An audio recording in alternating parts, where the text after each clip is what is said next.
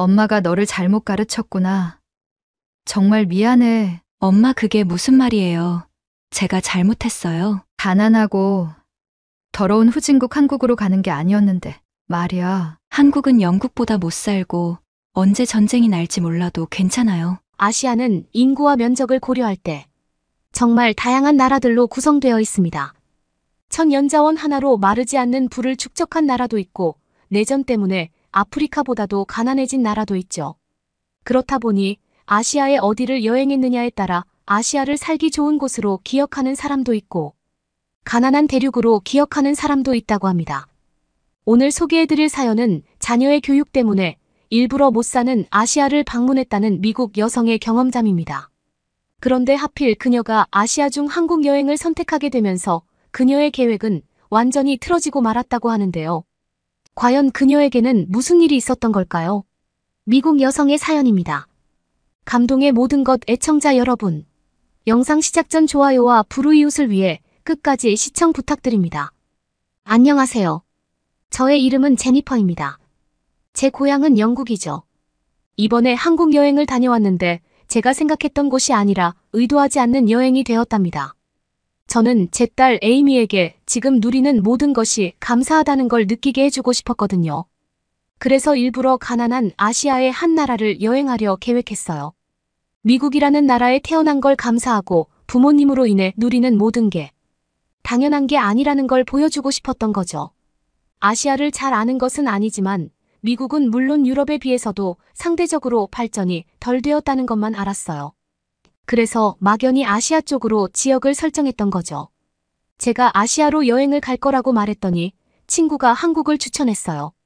저는 아무 의심 없이 한국으로 갔고 가난을 보여주고 싶던 제 의도와 다르게 호화로운 여행을 하게 되었답니다. 정말 어처구니 없었지만 제 생각이 꼭 옳은 게 아니라는 걸 알았어요. 그리고 생각보다 좋은 여행이었고 에이미가 배울 것도 있었다는 점에서 이번 여행이 의미 깊었다고 전하고 싶습니다. 여행을 계획하게 된 건 에이미 때문이었어요. 세상의 모든 부모님들이 그러시겠지만 저 역시도 제 아이에게 모든 걸 주고 싶을 만큼 다 해주는 편이죠.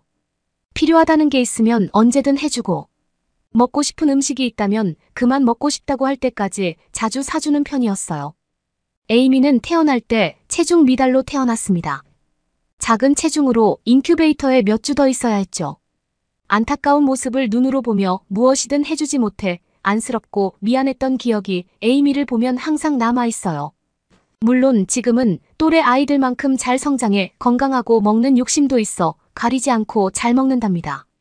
하지만 마음 한편에는 그 어릴 때 장면이 각인되어 항상 더 해주고 싶은 마음이 있었던 것 같아요. 크게 문제 삼지 않았던 건 다행히도 제가 형편이 넉넉했기 때문입니다. 남편과 제가 하는 일이 전문직이라 수입이 안정적이었고 엄마를 늦은 나이에 낳았기 때문에 집에 모아놓은 재산도 있었어요. 늦은 나이에 어렵게 가진 아이였기에 어쩌면 다른 부모님들보다 더 많이 해줬는지도 모르겠네요. 그래서 그랬을까요? 어느 순간 무언가 잘못되고 있다는 걸 느꼈어요. 늘 같은 일상으로 아이가 성장하고 초등학교에 입학했거든요. 하나 둘짜기 의견을 내는 일들이 많아지면서 고집을 꺾을 수 없는 상황들이 종종 발생했어요. 한 예로 최근 있었던 일이에요. 사실 자주 있는 일이죠. 에이미가 친구들과 놀이방에 갈 일들이 생기는데 그러면 꼭 제 카드를 이용해 친구들에게 음료나 아이스크림을 사줘요. 물론 사줄 수 있죠. 저도 친구들에게 종종 밥이나 커피 같은 음료를 사주니까요. 하지만 만날 때마다 매번 사주는 건 아니에요. 하지만 에이미는 다르죠. 꼭 놀이방이 아니더라도. 친구들을 만나 노는 일이 있으면 제 카드를 이용해 친구들이 원하는 걸 사줘요. 이유도 다양하죠. 자신을 도와줬거나 친구가 너무 원해서 또는 친구가 공부할 시간을 포기하고 자기와 놀아줘서 등등 상황에 따라 다양한 이유로 자기가 돈을 사용하는 걸 정당화해요. 물론 그때마다 마주보고 앉아 많은 이야기를 나누죠. 한두 번은 그럴 수 있지만 매번 네가 쓰는 돈이 당연하다고 받는 친구들도 좋은 친구는 아니라는 이야기까지 합니다. 그때마다 에이미는 저에게 엄마는 내가 쓰는 돈이 아까워였어요. 라고 하더군요. 방법을 바꿔야 했죠. 친구들이 문제가 아니라 돈이 중요한 걸 모르고 매번 돈을 아끼지 않고 쓰는 에이미가 문제라고 알려줘야 했습니다. 하지만 에이미는 듣지 않았어요. 돈이 없다면 안 쓰겠지만 돈이 없는 게 아니라고요. 하고 싶은 걸 하라고 카드를 주지 않았냐며 오히려 저에게 되물었습니다. 도무지 말이 통하지 않았어요. 하고 싶은 것과 필요한 것 그리고 정말 사용해야 할 것 등 결국 합리적인 소비에 대해 배워야 했고 자신이 누리고 있는 게 당연한 게 아니라 감사하다는 걸 알아야 했죠. 한동안 머릿속으로 에이미에 대한 문제를 고민했어요. 하지만 뚜렷한 방법이 떠오르지 않았죠. 그러다 아시아의 한 나라에 대한 방송을 보았습니다. 청결하지 못한 환경에서 살고 있는 모습이 눈에 들어왔어요. 무릎을 탁 치며 속으로 말했죠. 그래, 저거다 하고 말이에요. 에이미는 태어나서 지금까지 돈이 부족한 환경에서 생활하지 않았어요. 제가 그렇게 키운 것도 크지만 미국 자체가 못 사는 나라가 아니니 전반적으로 누릴 수 있는 혜택이 많았죠. 하지만 방송을 보니 아시아 나라들은 그렇지 못한 경우가 많은 것 같았습니다. 부끄러운 이야기지만 에이미가 정신 차리고 감사함을 배우는 건 아시아에 못 사는 나라를 여행하며 불편함을 직접 느끼는 것뿐이라 생각했어요.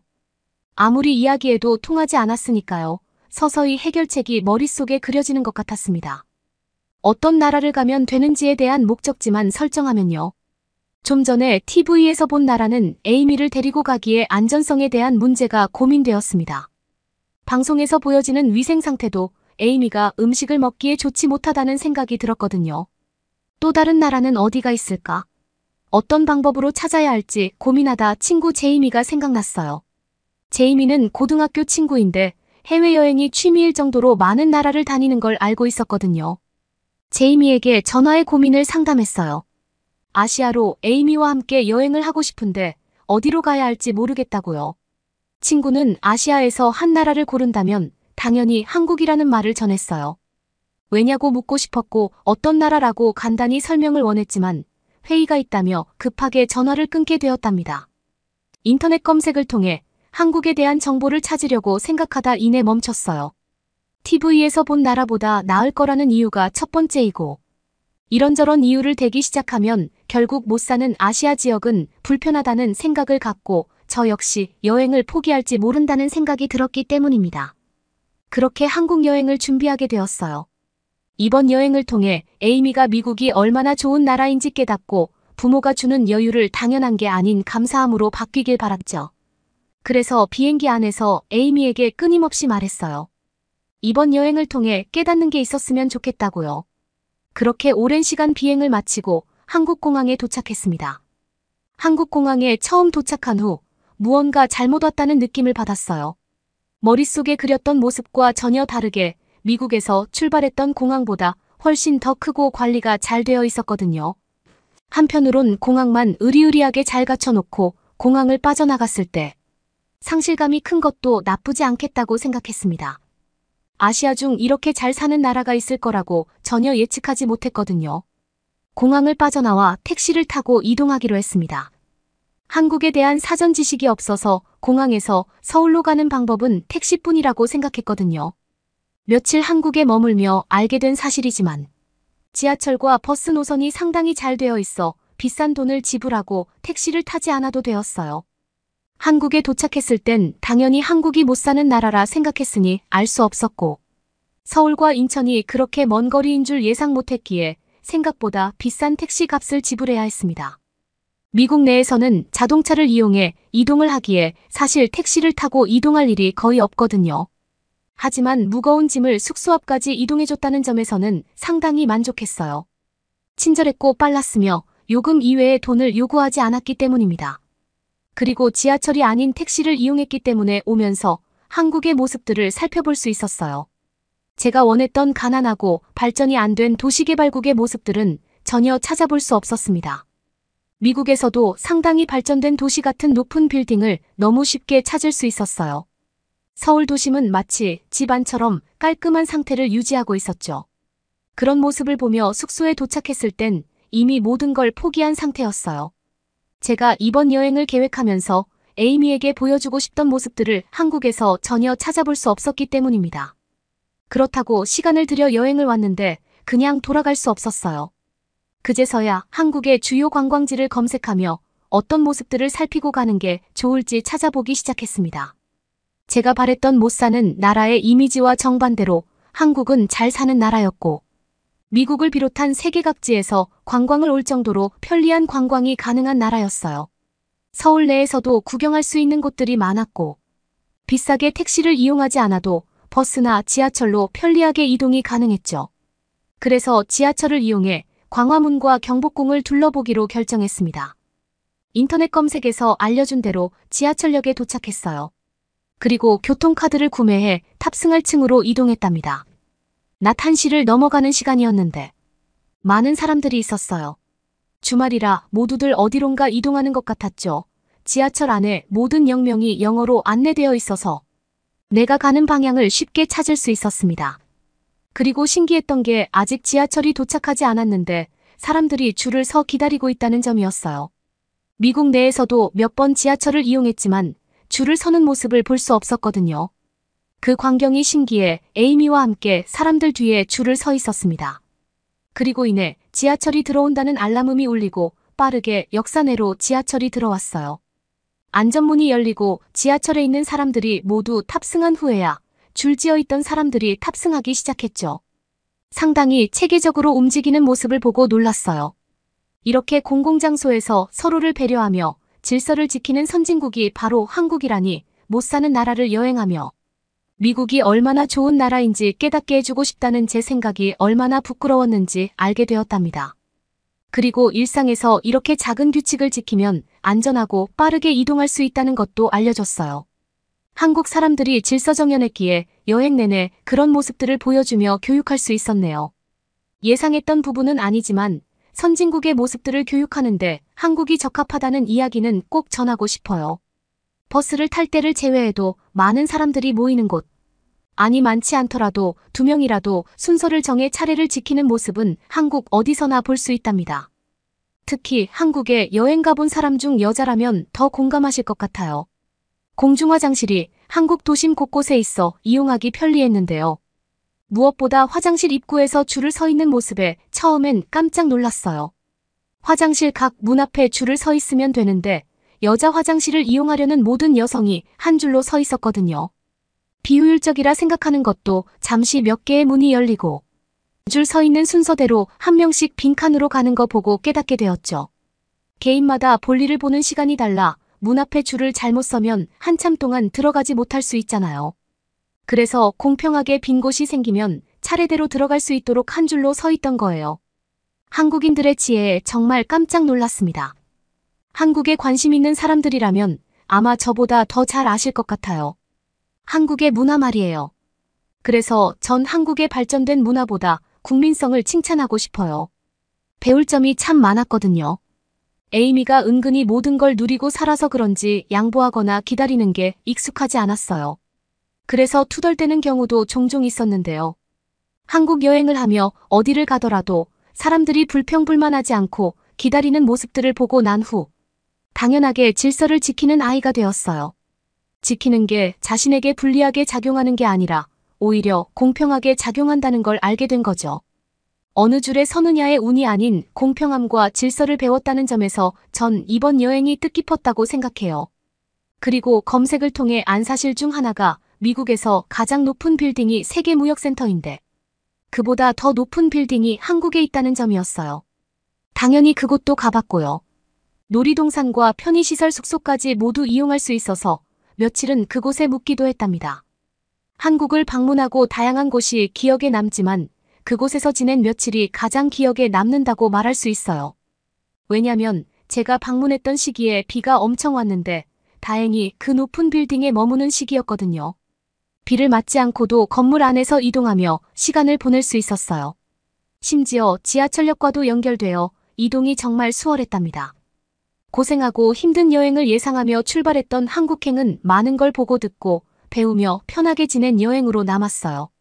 미국에 돌아와 친구에게 이번 여행 이야기를 전했죠. 에이미에게 미국이 얼마나 발전된 나라인지 보여주고 아시아에 못 사는 나라를 여행하며 돈의 중요성도 알려주고 싶었다고요. 하지만 한국에 가면서 그 계획이 물거품 되었지만 오히려 좋았다고 전했습니다. 그러자 친구가 오히려 저에게 핀잔을 주기 시작했어요. 당연히 아이와 함께 가니까 안전하고 관광하기 좋은 나라를 알려준 거라고요. 혼자 가는 것도 아니고 아이를 데리고 가는데 개발. 도상국 같은 안전이 보장되지 않은 나라를 어떻게 갈 생각을 했냐며 오히려 저를 나무라기 시작했답니다. 그러면서 덧붙였죠. 설마 한국이 후진국인 줄 알고 알아보지도 않고 갔냐고요. TV 안 보냐는 말까지 전해 듣고서야 제가 좋아하는 봉준호 감독의 나라가 한국이라는 걸 알았어요. 에이미의 고민을 너무 심각하게 생각한 나머지 알고 있는 사실도 잊어버리고 만 거죠. 돌이켜보니 한국 여행을 하면서 한국말이 익숙하게 들린다고 생각했는데 다 이유가 있었던 거예요. 그제서야 맙소사라는 짧은 탄식이 나왔죠. 그래서 조만간 다시 한국 여행을 계획하고 있답니다. 이번엔 제대로 알아보고 구석구석 다녀오려고요. 에이미와 함께 여행에도 안전하고 볼거리도 풍부하며 배울 점이 많아서 한국은 여행 가기 좋은 나라라고 생각해요. 여러분은 이번 사연을 통해 어떤 것을 느끼셨나요? 딸의 사치스러움을 고치기 위해 한국을 방문했던 미국 여성 제니퍼 씨의 사연이었습니다. 그녀는 한국을 여행하면서 꽤 예상치 못한 경험을 한 것 같은데요. 가난한 아시아 국가의 고난을 보여주려던 초기 의도는 시작부터 어긋나고 말았습니다. 하지만 한국인들의 질서정연했던 모습은 자녀의 교육을 위한 최상의 조건을 갖추고 있었는데요. 그 결과 더 이상 못 사는 나라를 가려던 계획을 멈추고 또다시 한국 여행을 계획하고 있었습니다. 두 번째 방문에서도 제니퍼 씨가 의미 있는 여행을 하고 돌아갔으면 좋겠네요. 그러면 더욱 감동적인 다음 사연으로 넘어가겠습니다. 좋아요와 알람 설정, 응원 댓글 부탁드려요. 강남의 으스스한 길거리 심상치 않은 분위기에 위기를 느끼는 외국인의 등을 툭툭 건드리는 음침한 손길. 올게 왔구나 생각하며 외국인은 지갑을 진 채 냅다 뒤돌았습니다. 역시나 자신을 노려보는 무서운 눈길에 얼른 지갑을 꺼내 들어 지폐를 주었는데 눈앞의 한국인은 왜 이렇게 금액이 적냐는 듯이 화가 난 채로 충격적인 소리를 내뱉습니다. 대체 이 외국인에게는 무슨 일이 있었을까요? 안녕하세요. 저는 폴란드에 사는 주부 휘트니 로페즈라고 합니다. 제가 키우는 아들은 매일마다 온 집안을 엉망진창으로 만들면서 아주 저를 개고생시키는 개구장이의 표본인데요. 학교에서 종종 제2외국어로 한국어를 배우면서 초등학생인 아들인 샌더스는 최근에 저에게 수많은 한국말을 전파해주며 한국 드라마뿐만 아니라 노래에 관해서도 얘기해 주었고 이번에 수학여행에서 한국으로 가게 되었다고 매우 좋아했습니다. 제 아들인 샌더스는 휴대폰으로만 보던 한국으로 드디어 향할 수 있게 되어 매우 좋다고 아주 까무러치듯이 얘기했으나 제 남편은 한국으로 향하는 수학여행 안내문을 보자마자 다짜고짜 찢어버려 새절기가 사람이라면 제 남편이라고 할 수 있었을 것이었습니다. 제 남편은 수학여행 비용을 200만 원이 넘게 지불하는데 어째서 한국이라는 쓸모없고 가난한 국가로 가야 하냐면서 고래고래 고함을 질러 옆집 사람들에게 우리 지금 싸우고 있다고 소문을 내기 시작했는데 저는 한국이 얼마나 선진국이고 지금 세계의 경제를 얼마나 주름잡고 있는지 왜 모르냐며 왜 이렇게 세상에 뒤처졌냐며 제 남편의 목덜미를 붙잡고 말했는데요. 남편의 말대로 비용이 비싸긴 했지만 한 달 동안 한국에 체류하는 것이기 때문에 200만 원이면 충분하다고 생각했고 여행 비용이라고 생각하면 된다고 얘기해 주었습니다. 제 아들인 샌더스는 지금까지 한국에서 맛있는 한식과 함께 TV에서만 보던 K-팝 스타도 있을 거라는 생각에 밤잠을 설레고 있었는데 갑자기 남편의 말도 안 되는 철퇴에 풀이 죽어 울음을 터뜨렸고 몇 시간 전만 해도 아주 기뻐서 미칠 노릇이었는데 남편의 말에 아들은 바로 죽상이 되어버렸습니다. 저는 그 모습을 보고 남편에게 한국에 있는 굉장히 좋은 문화와 훌륭한 인프라에 대해 하루 종일 설득했고 그러느라 입이 아파서 바세린을 입술에 식사 때마다 발라야 했답니다. 그럼에도 남편은 절대로 한국은 무슨 일이 있어도 가선 안 된다고 했고 우리나라의 한국처럼 전쟁이 발발한다면 그제야 한국으로 피난 갈 수 있을 거라고 하며 옆 나라인 일본에 간다면 차라리 허락해주겠다고 얘기했습니다. 저는 일본이야말로 세계에서 제일 정체된 보잘것없는 국가라고 얘기했고 배울 것이 전혀 없다고 하면서 차라리 세계적으로 굉장히 빠른 거의 초고속의 경제적인 성장을 이룬 한국으로 가는 것이 100번 낫다고 얘기했습니다. 그리고 애초에 우리 폴란드의 초등학교에서는 아이들의 수학여행을 혐한이나 일삼는 일본으로 보내주지도 않는다 고 얘기했고, 만약에 한국으로 수학여행을 떠나보내도록 허락해주지 않는다면 다른 아이들과 달리 우리 아들은 학교에 홀로 남겨진 채 제대로 무엇을 배우지 못하며 교실에서 조용하게 지내게 될 것이라고 했습니다. 혹시 어울리지 못하는 아이로 아들을 키우고 싶다면 한국으로의 수학여행을 허락해주지 말라고 하자, 제 남편은 아무리 그렇게 말해도 1,000만 원을 줘도 우리 아들은 가난한 후진국인 한국으로 보낼 수 없다고 단호하게 말했습니다. 그러다 자꾸만 계속되는 저희 설득에 남편은 끝내 모시기는 척 아들을 정보내고 싶다면 내가 먼저 다녀와서 그곳의 모든 것을 겪어보고 그때 가서 다시 말해주겠다고 얘기해 주었는데요. 저는 이왕 가는 거 한국에 꼭 가보고 싶었던 마음이 매번 있었던 것이었기에 남편이 한국에 간다면 나 역시 가겠다고 했습니다. 그렇게 저희 부부는 아들 없이 단둘이서 비행기에 올라타게 되었는데요. 장장 10시간이 넘는 비행 끝에 인천공항에 내린 남편의 두 눈은 휘둥그레지게 되었습니다. 남편은 말했습니다. 지금까지 여러 군데 출장을 다니면서 셀 수 없이 많은 공항을 경험하고 고통받았지만 깔끔하고 대규모의 최신식 공항을 맞닥뜨린 적은 정말로 살면서 처음이라고. 우리가 사는 폴란드와 한국이라는 나라가 진정 같은 지구에 같이 붙어 있는 것인지 모르겠다고 그렇게 남편은 계속해서 의심했는데요. 그러다가 급작스레 원래 겉보기에 맛있어 보이는 음식이 사실은 맛없는 것이라며 남편은 시무룩해지는 발언을 하기 시작했습니다. 하지만 머지않아 둘러보게 된 한국의 서울 속에서는 어디를 둘러봐도 고층 빌딩이 빽빽하게 들이차 있었기에 저희 남편은 빌딩을 둘러보면서 시선을 고정시킨 채 절대 이럴 리 없다며 인천공항은 보여주기식의 선전이 분명하다며 어쩔 줄 몰라 했고, 저는 한국이라는 나라가 가진 높은 자부심에 대해 그만 인정하라고 남편을 설득하기 시작했습니다. 제 남편은 끝끝내 샌더슨도 같이 한국에 왔으면 좋았을 거라고 얘기했고, 혹시나 하는 마음에 우리 둘만 온 것이 너무도 후회된다고 나지막이 인정했습니다.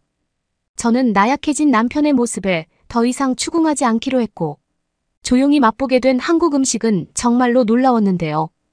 음식 하나하나에 깃들어 있는 장인의 기운과 한국의 전통적인 촉감은 저희 입을 엄청나게 자극시켰답니다.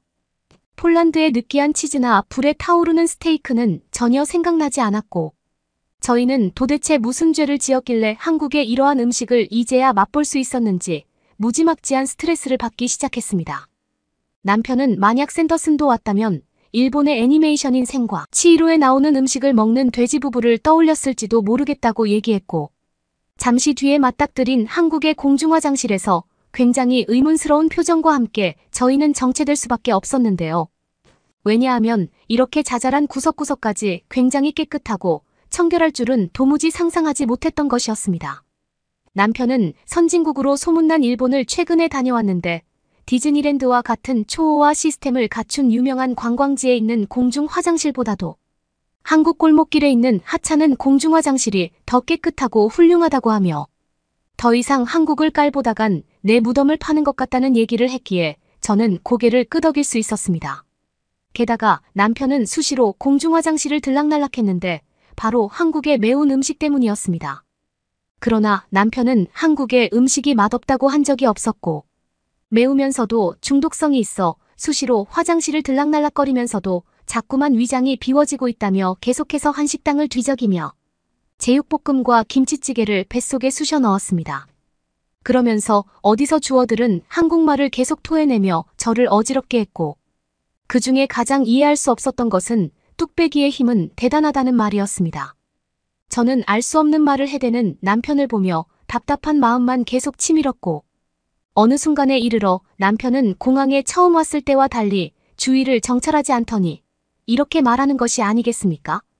폴란드에서는 범죄 조직이 길목마다 들끓어 매번 통행료를 내야만 제대로 된 이동을 할 수 있는데, 폴란드뿐 아니라 대부분의 국가 역시 극심한 경제적 스트레스 때문에 거리로 내몰린 범죄자 조직들이 많아서 거리마다 돈을 지불하는 게 당연한데, 어째서 한국에는 지나가는 행인이나 관광객의 길을 막아 세우는 악랄한 범죄 조직이 하나도 없는지 이해가 안 된다고 했고, 이곳에 한국이 전 세계에서 제일 뛰어난 치안을 가진 선진국 정보를 남편에게 공유하자 어째서 이런 대단한 문명을 가지고도 지금까지 조용히 입을 꾹 다물고 있어. 폴란드에 있는 자신에게까지 비밀로 하고 있었는지 남편은 이해할 수 없다고 했습니다. 실제로 휴대폰을 쳐다보고 주위는 신경 쓰지도 않고 지나다니는 초등학교 학생들을 보면서 남편은 정말 놀랍다는 표정을 지어댔고 이런 말까지 건넸습니다. 확실히 저런 모습을 보면 한국 거리에 만연해 있는 치안에 대한 확신이 선명히 보이는 것 같다고. 그도 그럴 것이 한국인들은 모든 것이 당연한 일상인 듯 너무나 자연스럽게 움직이고 있었고 남편은 스스로 머리를 때리며 그동안 한국을 무시했던 자기 자신을 시간이 될 때 진정으로 반성해 놓아야 이 선진국의 문물을 제대로 받아들일 수 있다면서 머리 때리기를 멈추지 않았답니다.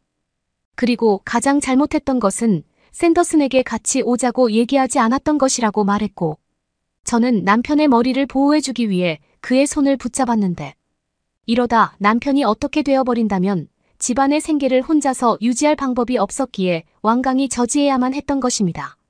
잠시 뒤에 한국의 거리를 지나다니면서 곳곳에 깔려있는 한국인들이 가진 미적인 아름다움의 결정체를 볼 수 있었고 도대체 어떻게 휴전국가임에도 불구하고 이런 것을 탄생시킬 수 있었는지 남편은 수시로 의심하며 뼛속까지 깊이 자리한 한국인의 예술과 정신이 여실히 느껴진다며 감탄을 감추지 않았습니다. 그 와중에 남편의 등을 툭툭 치는 손길이 있었으니 도무지 이해할 수 없는 한국의 풍경에 갑갑함을 느끼고 허리를 숙이던 남편은 드디어 올 게 왔구나 하는 표정과 함께 주머니 속에 있는 지갑을 꾹 쥐고 얼굴을 들어 올렸습니다. 그러나 남편을 노크한 한국인의 손에는 아이스크림이 들려 있었고 남편의 우려와 달리 그저 아이스크림을 판매하려는 한국의 수작이 분명했기에 남편은 자연스레 쥐고 있던 지갑을 꺼내어 돈을 쥐어주려 하는데 한국인 남성은 고개를 절레절레하면서 매우 유창한 영어로 이렇게 말하는 것이 아니겠습니까? 뭘 팔려는 게 아니라 그냥 속이 좀 안 좋아 보이는 것 같아서 차가운 것 좀 먹고 힘내라고요. 부담스러워 말고 그냥 받아 먹어요. 제 남편은 입을 다물지 못한 채 그대로 아이스크림을 자신의 열려있는 입속에 쳐박고 한국식 인사로 연신 고맙다고 해주었습니다. 남편은 어째서 이렇게까지 한국인이 친절할 수 있는지 이해할 수 없어 했고 거리 전반에 깔려있는 모종의 여유는 휴전국가에 만연해 있는 분위기라고는 도무지 이해할 수 없다고 했습니다. 저 역시 이해가 안 된다며 한국에 있는 전쟁기념관에 한번 방문해 보자고 했고 머지않아 도착한 전쟁기념관 안에는 참혹한 전쟁을 겪고 잔인하게 사망한 한국인의 매우 감동적이고 용기 있는 모습이 전시되어 있었는데요. 똑같은 비율로 전시되어 있어 실물을 보는 기분에 저희들은 굉장한 비극을 느꼈고 이루어 표현하지 못하는 참담한 감동을 선물 받았습니다. 말도 안 되는 일을 겪은 불우한 한국인들이 이처럼 눈부신 성장을 이룩할 수 있었던 비결은 전쟁 기념관 어디에도 보이지 않았기에 저와 남편은 풀 수 없는 미로 속에서 끝도 없이 방황하는 답답함을 가지고 주위를 이동할 수 있었고 급기야 제 남편은 울기 시작했는데요. 이렇게나 비극적인 일을 겪은 한국인들이 지금의 따뜻하고 정갈한 문화를 주도하기까지 얼마나 고통받았는지 폴란드인으로서 도무지 이해할 수 없다며 정말 대견스러운 한국인들을 위해 무엇을 해줘야 할지 모르겠다고 했습니다. 저는 남편과 포옹하면서 이렇게나 다부지고 키도 큰 남편이 약한 모습을 보이고 있자 괜스레 안타까운 마음이 들었고 한편으로는 남편의 말대로 한국이 참 안쓰러웠고 은근히 경외로운 느낌도 가질 수 있었답니다. 집에 돌아가면 한국의 전쟁과 관련된 영화를 꼭 시청하여 한국이 가진 비극적인 일을 되새기자고 남편에게 얘기했고 전쟁 기념관 중간에 전시되어 있는 태극기를 휘날리며 라는 한국 영화를 중반부까지 대충 보다가 스포일러를 당하고 싶지 않아 간신히 빠져나오기 위해 도무지 이동하려고 하지 않는 남편의 목덜미를 잡고 집에 가서 꼭 보자고 여러 번 말하던 끝에 저는 남편을 빼올 수 있었습니다. 기념관에서 나오면서 남편은 수학여행으로 아들을 한국에 보낼 수 있다면 1,000만 원이든 1억이든 아낌없이 투자할 수 있겠다고 했고 아들을 위해 한국에 잠깐 방문한 것은 굉장히 기분 좋은 경험이었고 여러모로 기분이 조금 나쁘기도 하다고 말했는데요. 왜냐하면 이렇게 발달된 국가를 방문하면 자국인 폴란드를 더 이상 자랑스럽거나 좋다고 여길 수 없게 될 거라는 것이었습니다. 저는 그냥 좋은 점을 보고 배우면 그보다 나은 건 없다고 남편을 달래주기에 급급했고 기회가 된다면 한국에 이민을 오면 된다고 남편에게 얘기하자 남편은 어째서 그 생각을 왜 진작에 말해주지 않았냐며 저를 타박하며 빠른 시일 내로 한국으로 이민을 와야 한다고 저에게 주장했습니다. 저는 맨 처음에 후진국이면서 휴전국가인 한국에 어째서 가야 하냐고 얘기하던 남편의 입장과 지금의 입장이 매우 판이한 것을 보며 혀를 끌끌 찼고 문득 떠오른 생각에 만약 아들이 지금 한국에 이민 온다면 한국으로의 수학여행이 더 이상 해외여행 같은 것이 아니라 국내 여행이 되어버리니 이걸 대체 어떻게 해야 하냐고 남편에게 얘기했습니다. 그제야 남편은 그러면 수학여행이 끝나고 이민을 알아보게 된다면 수학여행은 더 이상 국내 여행이 아니라 해외여행이 되는 것이니 문제가 없다고 말했습니다. 일주일 뒤 저희는 폴란드로 돌아왔고 행복한 마음과 함께 한국으로 아들을 수학여행을 보냈고 아들은 종종 한국의 그리운 이미지를 메시지로 보내주었는데 저희는 그 메시지를 읽으면서 언제쯤 다시 세계 최대의 선진국인 한국으로 갈 수 있을지 그날만을 꿈꾸며 지금도 하루하루 밤잠을 설치고 있답니다. 그러면 더욱 재미있는 다음 사연으로 넘어가겠습니다. 좋아요와 알람 설정, 댓글 부탁드려요. 오랜 여정 끝에 도착한 서울의 강북구에서 으슥한 골목으로 점점 향하는 한국인을 따라가는 외국인들. 그 끝에 발견한 붉은 액체를 뚝뚝 흘리며 쓰러져 있는 사람을 보고 외국인들은 충격을 받습니다. 이것은 실제 상황에 진짜 비상사태가 분명했고 주변의 사람들은 그 누구도 도와줄 생각 없이 외국인들을 바라보면서 이제 돌이킬 수 없는 강을 건넜다고 얘기하는데요. 그때 외국인의 눈앞에서 여러 개의 손바닥이 공격적으로 휘몰아치기 시작합니다. 과연 이 외국인들은 어떻게 되었을까요? 안녕하세요. 저는 덴마크에 있는 고등학교의 미술부 코디네이터인 메디앙 스위프트입니다. 저희는 다양한 예술작품을 통해 국제적인 무대에 도전하면서 독특한 스타일을 많이 개발하고 싶었는데 일상적인 예술 활동만으로는 창의력과 시야를 넓히는데 한계가 있다는 것을 깨닫고 적절한 대안이 어디 없나 모색하던 끝에 한국이라는 나라의 존재에 대해 알게 되었는데요. 저희 아버지는 프로그래머인데 오래전에 한국의 한 회사와 협업을 하게 된 적이 있었습니다. 당시 한국인은 영어도 유창하고 매력적이기도 한 태도를 소유하고 있어 예술적으로 매우 풍부한 감각을 지니는 것이 분명했다고 밥을 먹을 때마다 아버지는 말했습니다. 그렇게 아버지는 협업을 통해 한국인과 친해졌는데 그 사람은 다름 아닌 저희 어머니였습니다. 그렇게 두 분은 축복을 받으며 결혼식을 올렸고 머지않아 저를 만들었던 것입니다. 제가 성격이 꽤 즉흥적이고 마음대로인 이유가 아버지가 자신의 성급한 성격을 물려주었기 때문이라고 저는 생각하고 있습니다. 저는 미술부 코디네이터 일을 하고 있는데 아무래도 한국인이신 어머니의 뛰어난 유전자를 물려받았기 때문이라고 생각하고 있는데요. 어쨌든 간에 저희는 최근에 구글링을 통해 서울에서 열리는 국제학생미술전시회 소식을 접하게 되었습니다. 이 전시회는 전 세계에서 온 고등학생들의 작품을 전시하는 자리로 다양한 문화적 배경을 가진 학생들이 참여하는 것으로 알려져 있기에 저희가 그토록 찾던 다양한 경험을 위한 무대가 되기에 충분해 보였습니다. 이것은 저희 미술 동아리의 예술적인 재능을 전 세계에 뽐낼 수 있는 중요한 기회인 것 같았고 한국이라는 나라가 가진 풍부한 문화를 경험하고 영감을 획득하는데 최적화된 순간이 분명했습니다. 저는 선착순이었던 한국의 전시회 등록을 성공적으로 끝마쳤고 몇몇 동료들은 인기 많은 한국의 전시회에 참가하지 못해 화가 났는데요. 다행히도 저는 참가할 수 있었기에 안도의 한숨을 내쉬었답니다. 한국의 전시회에서는 저희 덴마크에 있는 고등학생들을 위해 비행기표는 물론이고 호텔 비용까지 전부 지불해 주었답니다. 저는 만만치 않은 비용 탓에 학생의 신분으로 한국에 가는 것이 처음에는 부담되었지만 그런 식으로 모든 비용을 충당해 준다고 하니 저희는 한국의 넓은 아량에 한껏 감동을 느꼈답니다. 그렇게 저희는 지금까지 중에 가장 자신 있게 만들었다고 생각되는 작품을 하나둘 들고 한국행 비행기에 탑승했습니다. 저희는 모두 뛰어난 문화에 대한 영감을 받을 수 있다는 생각에 기쁨으로 젖어 있었고 이번 여행을 통해 세계적인 예술 커뮤니티와 교류하며 좁아진 시야를 확장할 수 있을 거라는 기대감을 가질 수 있었답니다. 저희는 전시회가 끝나고 남는 시간에 한국의 주변을 어떻게 돌아다닐까 생각하고 있었지만 그냥 목적지를 정해놓지 않기로 했습니다.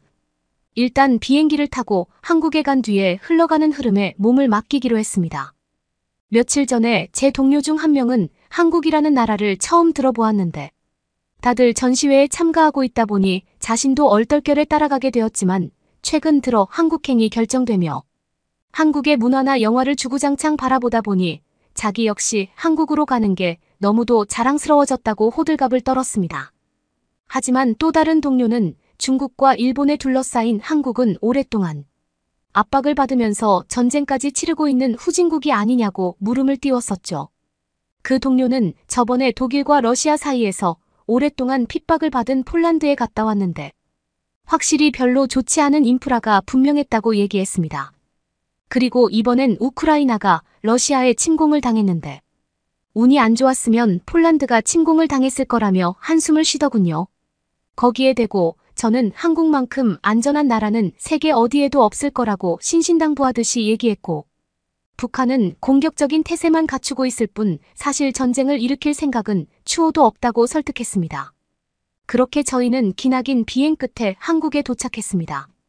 저희는 비행기 시간이 너무나 길어서 숨이라도 좀 돌리려고 숙박시설을 모색하고 있었는데 공항 내에 초호화 호텔이 있다는 사실에 큰 충격을 받았습니다. 그런데 공항 내부에 호텔이 있다는 것도 충분히 신기한 사실이었는데 이렇게나 호화스러운 광경을 가진 호텔이었기에 저희는 모두들 충격을 받을 수밖에 없었고 모든 직원들은 너무나도 친절하면서 가격 역시 말도 안 되게 합리적이었던 것이었습니다. 저희는 이 정도의 인프라와 서비스를 어떻게 공항 내부에서 제공할 수 있는지에 대해 도무지 이해할 수 없었지만 깨끗한 호텔방에서 아무 생각 없이 하룻밤을 지내기로 했습니다. 그러고 보면 덴마크에서는 5성급 호텔을 이용한다고 해도 빈대 같은 벌레 때문에 밤잠을 설치거나 호시탐탐 물건을 훔쳐가려는 청소 직원 때문에 밤을 지새우며 두 눈을 부릅뜬 채로 있는 일이 다반사인데 한국의 호텔은 전혀 그런 것이 없으니 너무나도 안락하고 포근했습니다. 저만 그런 게 아니라 모든 동료들이 만족스러워하고 있었어요. 머지않아 저희는 계획했던 서울로 향하기 위해 다음 날이 되어 지하철에 올랐는데요. 제 동료는 처음 보는 무빙워크라는 시설에 감탄을 금치 못했습니다. 이게 대체 어떻게 작동하는 것인지 시도 때도 없이 물어보던 제 동료는 어느 순간에 이르러 심하게 넘어졌는데요.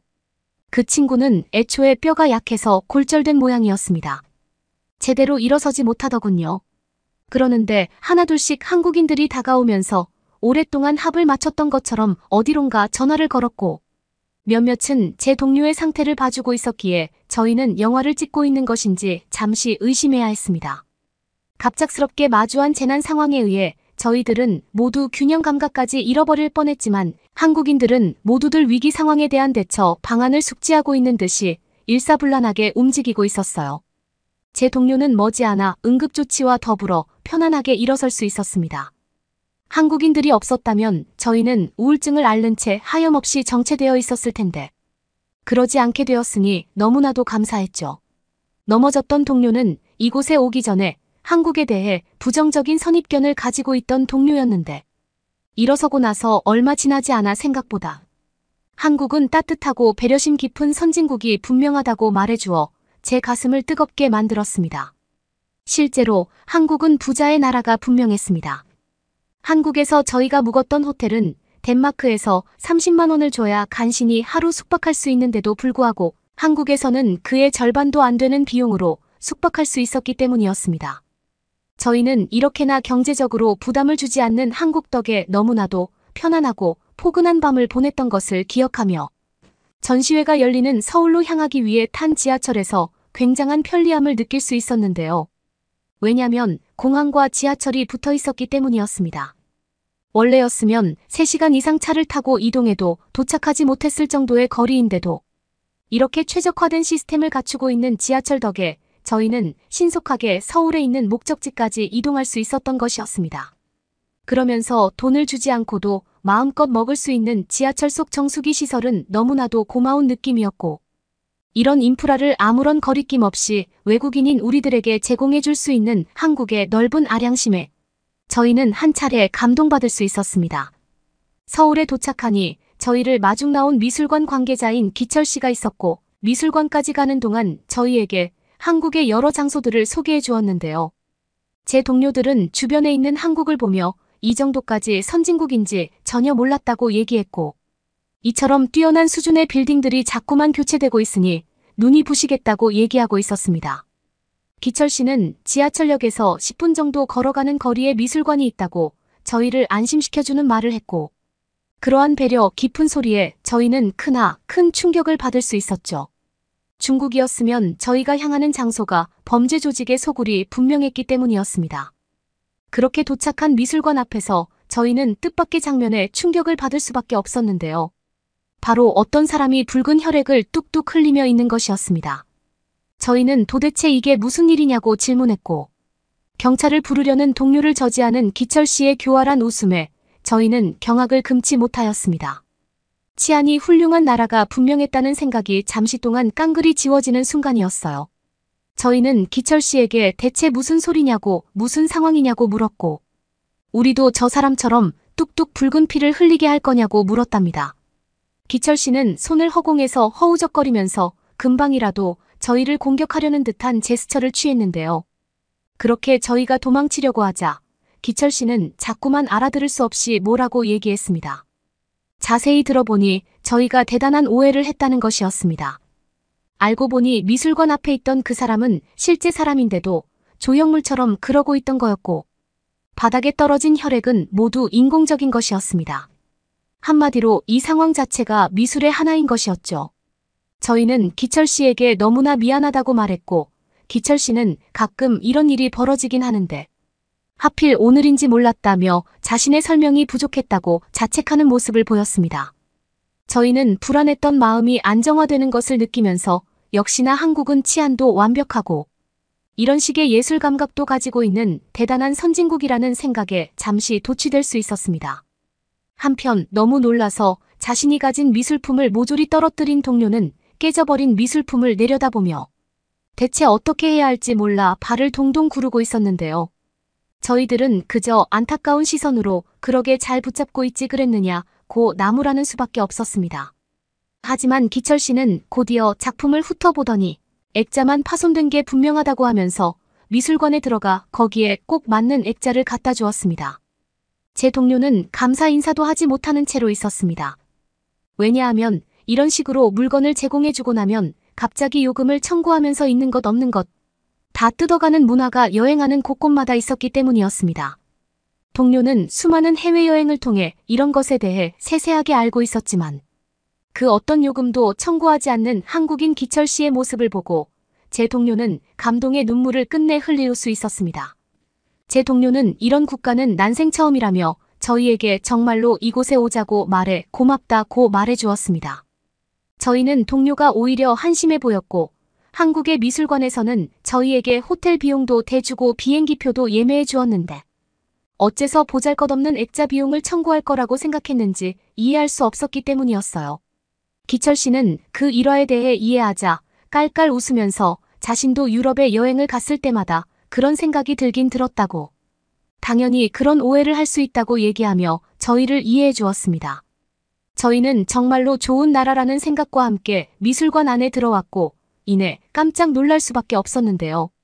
모든 곳에 있는 한국인의 작품들이 제각기 뛰어난 개성적인 예술 감각을 과시하고 있었고 화재가 났을 때 그것을 방지하는 소화 시스템이 10m 간격으로 놓여있던 것이었습니다.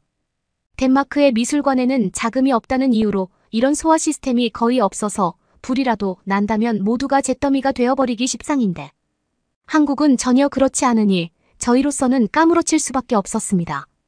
그러면서 저희 동료들은 처음 보는 예술 감각을 코앞에서 바라보고자 가까이 가는데 기철 씨는 너무 가까이 가면 안 된다며 이쯤 거리를 두라고 했기에 저희는 한숨을 쉬면서 조금씩 멀어졌습니다. 저희는 괜히 비교당하고 싶지 않아 저희의 작품들을 이곳에 걸어놓기 껄끄러워지기 시작했는데 기철 씨는 걱정하지 말라고 하며 우리들은 너희들이 고등학생이라는 것을 모두 알고 있다며 전혀 실망하지 않을 거라고 얘기해 주었습니다. 그렇게 저희는 감동을 받고 미술관에 작품을 걸었습니다. 지나다니는 한국인들은 저희 작품을 유해 깊게 지켜보며 아무런 경멸심도 품지 않았기에 저희로서는 얼마나 마음이 뿌듯했는지 알 수 없을 것입니다.